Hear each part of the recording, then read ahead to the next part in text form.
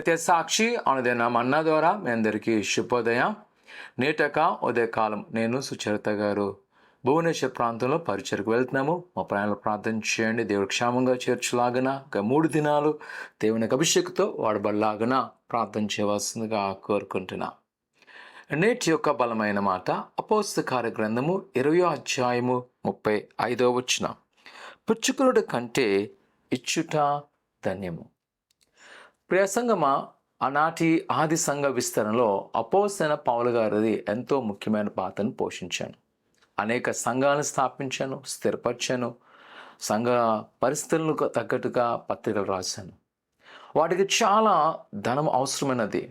అయితే అక్కడ సంఘాన్ని ఆయన ప్రోత్సహిస్తూ చెప్తున్న మాట, పుచ్చుకునుడి కంటే ఇచ్చుట ధన్యకరమైనది.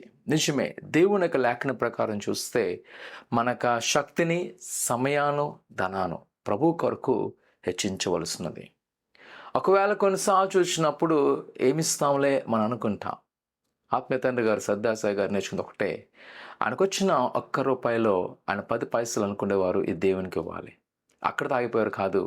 ఆయన ఏమైనా మీటింగ్స్కి వెళ్ళినప్పుడు ఫస్ట్ వెళ్ళిపోయేవారు, ఆడికెళ్ళి చైర్లు సర్దేవారు, బాత్రూమ్ క్లీన్ చేసేవారు. తన యొక్క సమయాను, శక్తిని, ధనాన్ని ఇచ్చేవారు. అందుకనే ఆయన దేవుడు ఎప్పుడు కూడా ఇచ్చేవానుగా ఉంచున్నాడు. అదే జీవితం నేను చూస్తున్నాను. ఈరోజున ప్రసంగం అనుచమే. ఎప్పుడైతే మేము దేవునికి ఇవ్వడం మొదలు పెట్టామో, కేవలం డబ్బే కాదు, నేను దేవుని యొక్క పని, నేను ఇక్కడ సంఘం స్థాపన రాకముందు, నేను బైబిల్ కాలేజ్ ఉన్నప్పుడు కానీ, వేరే సంఘాలు ఉన్నప్పుడు కానీ మొదటి వెళ్ళి నేను పని చేసేవాడిని. నా సమయాన్ని హెచ్చించేవాడు దేవుని కొరకు. దేవుడు అప్పుడు ఆయన ఆశించడం మొదలుపెట్టాడు. ఈరోజు నా ప్రసంగమా, నువ్వు దేవుని కొరకు ఏమి ఇస్తున్నావు? దేవుని కొరకు ఏం చేయగలుగుతున్నావు? నీ సమయాలు, నీ యొక్క శక్తిని ప్రభు కొరకు పెట్టుబడి పెడుతున్నావా? ఒకవేళ దేవునికి ఇచ్చిన దాంట్లో సమృద్ధిలో ఆ సమృద్ధికరమైనది ప్రభుకు ఇష్టపడుతున్నావా? మనలో చాలామంది దేవునికి ఇవ్వడానికి ఇష్టపడం. దేవుడు ఆశ్రయించాలి కానీ ఆశీర్వాదానికి లోనుకొని ఉండిపోతాం. కానీ ప్రసంగమా, వాక్యం చెప్తుంది, పుచ్చుకోండి కంటే ఇచ్చుట ధన్యకరమైంది. ఈరోజు ఒకవేళ ప్రభు కొరకు నువ్వు వాడబడతావా? ప్రభు కొరకు నువ్వు అర్పించబడతావా? ప్రార్థన చేసుకుందాం. పరిశుద్ధుడా, ఘనమైన దేవా, నీ కన్నాలు, నీ బిడ్డలైన వారిని జ్ఞాపకం చేసుకోండి. నీ కృపాక్షాలు నింపండి. నీ దీవెన దయచేయం ప్రభా.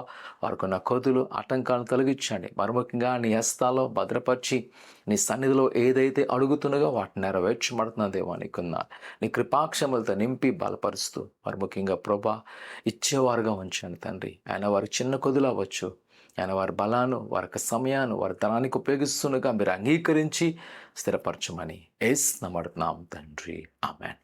ప్రభువుని నమ్ముకుంచండి. ఆయన పట్ల ఇచ్చేవాడుగా నేను దీవించిన గాక, ఆమేన్.